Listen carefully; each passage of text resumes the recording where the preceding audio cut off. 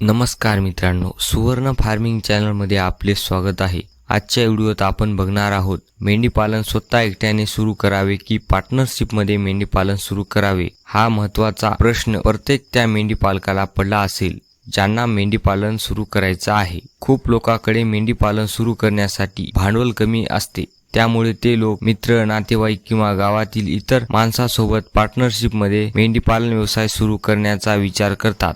पण अनेक वेळा सुरुवातीला चांगला वाटणारा पार्टनरशिप मधला व्यवसाय पुढे जाऊन वाद विवाद, भांडण आणि आर्थिक नुकसानाचे कारण बनते किंवा चांगल्या प्रकारे व्यवसाय पुढे जाऊ शकतो। म्हणून आजच्या या व्हिडिओमध्ये आपण जाणून घेणार आहोत मेंढीपालन एकट्याने करण्याचे फायदे तोटे काय आहेत, पार्टनरशिपमध्ये मेंढीपालन करण्याचे फायदे तोटे काय आहेत, कुठे लोक चुकतात आणि शेवटी कोणता पर्याय जास्त फायदेशीर ठरू शकतो। त्यासाठी व्हिडिओमध्ये स्किप करू नका, शेवटपर्यंत नक्की बघा। सर्वप्रथम बघणार आहोत एकट्याने मेंढीपालन करण्याचे काय फायदे आहेत।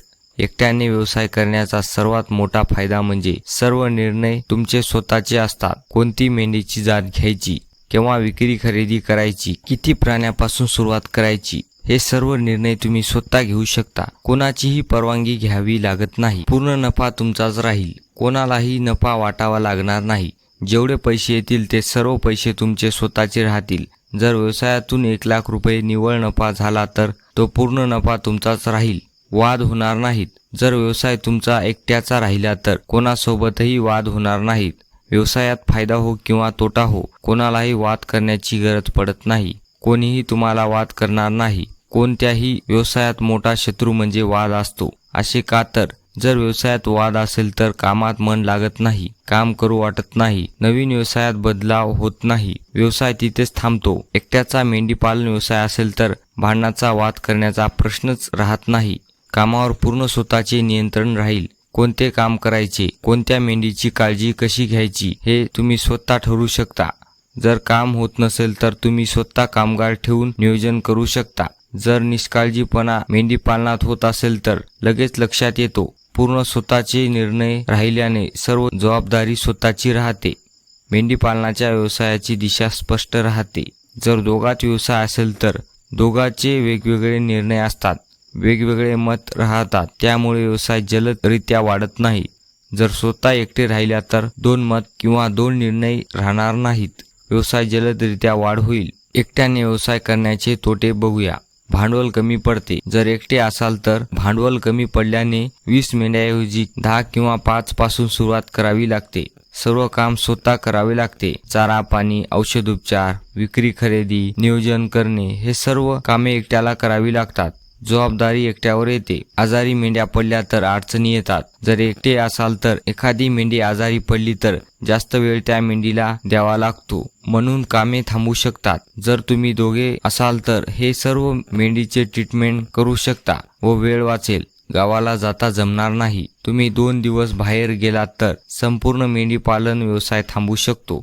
एकट्याने व्यवसाय वाढवायला जास्त काळ लागतो। आता बघूया पार्टनरशिपमध्ये काय फायदे राहतात। जास्त भांडवल उभे राहते। 2 जण मिळून जास्त पैसे गुंतवू शकता, त्यामुळे सुरुवातीलाच मेंढीपालन व्यवसायाचा प्रकल्प मोठा उभा राहू शकतो। कामाची वाटणी करून लवकर कामे आटपू शकता।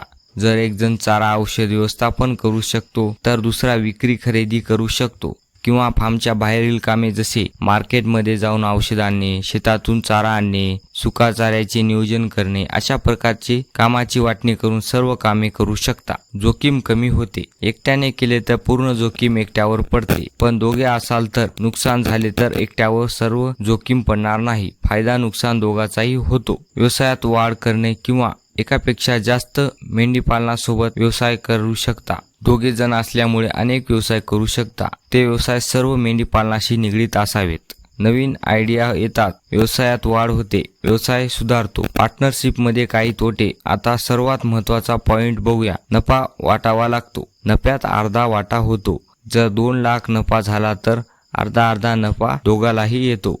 निर्णयावर मतभेद होतात। एकाला मेंढ्यांची विक्री करायची असते तर दुसऱ्याला विक्री करायची नसते। अशा प्रकारचे वाद होऊ शकतात। कामात समान काम करत नसतात। अनेक वेळा एक जण जास्त काम करतो दुसरा कमी काम करतो पण नफा समान घेतो, यामुळे भांडण निर्माण होऊ शकतात. पैशाचा हिशोब कमी जास्त करणे. सर्वात जास्त व्यवसायात भांडण कशावरून लागत असेल तर जास्त भांडण पैशासाठी लागतात. कोण किती खर्च केला, कोण किती पैसे घेतले यावर अनेक वाद निर्माण होऊ शकतात. पार्टनरशिप मधला व्यवसाय बंद करणे. अनेक वेळा पार्टनरशिपमुळे मित्र आणि नातेवाईक भांडणात वाद होतात, त्यामुळे व्यवसाय कायमचा बंद होतो, नाते तुटतात आणि कायमची दुरावे निर्माण होतात. समजा दोन मित्र आहेत, दोघांनी मिळून 100 मेंढ्यांचा व्यवसाय सुरू केला. सुरुवातीला सर्व काही चांगले चालू राहते, पण 1-2 वर्षानंतर एक मित्र रोज फार्मवर सर्व काम करतो आणि दुसरा महिन्यातून 15 दिवसातून एकदा फार्मवर जाऊन काम करतो.